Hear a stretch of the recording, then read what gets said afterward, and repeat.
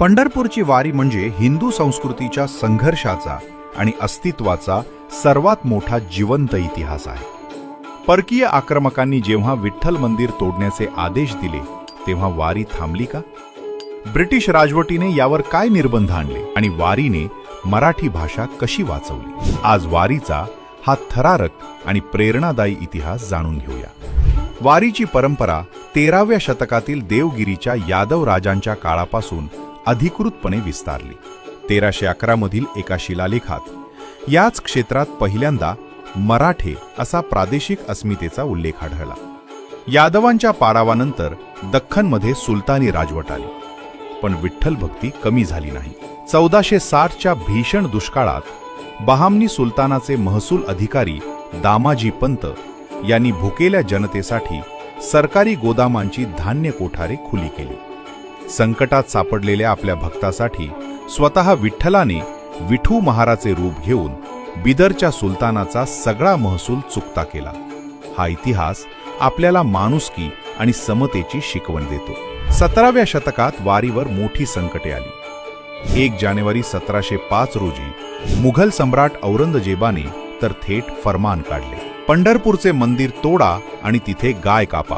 इतर तीर्थक्षेत्रे मंदिर तुटल्यावर नष्ट झाली, पण आपली वारी अखंड चालूच होती.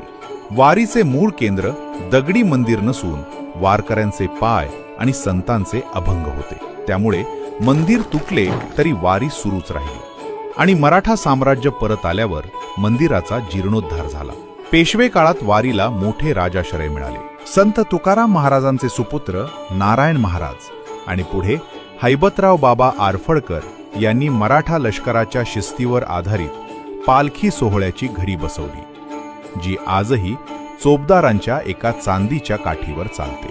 1818 मध्ये ब्रिटिश राजवट आली, तेव्हा त्यांनी या भव्य गर्दीला कायदा आणि सुव्यवस्थेचे आव्हान मानून कॉलरासारख्या साथीच्या नावाखाली वारीवर कडक निर्बंध आणि कर लादले. पण वारीची संस्थात्मक ताकद इतकी मजबूत होती की ती याही जुलुमातून तावून सुलाखून निघाली. सर्वात महत्त्वाचे म्हणजे संत चोखामेळा, संत ज्ञानेश्वर आणि संत तुकाराम या सर्व संतांनी संस्कृत ऐवजी लोकभाषा असलेल्या मराठीमध्ये अभंग रचले. परकीय राजवटी जेव्हा मराठी भाषा धोक्यात आली होती तेव्हा वारीनेच तिला जनमानसात जिवंत ठेवले, ज्यातून पुढे छत्रपती शिवाजी महाराजांच्या स्वराज्याची सांस्कृतिक पायाभरणी झाली. स्वातंत्र्यानंतर 1973च्या कायद्यानुसार या मंदिराचे व्यवस्थापन शासकीय समितीकडे आले असले तरी वारीचा आत्मा आजही सामान्य वारकऱ्यांच्या निस्सीम भक्तीतच आहे. जातपात विसरून समाजाला एकत्र बांधून ठेवणारा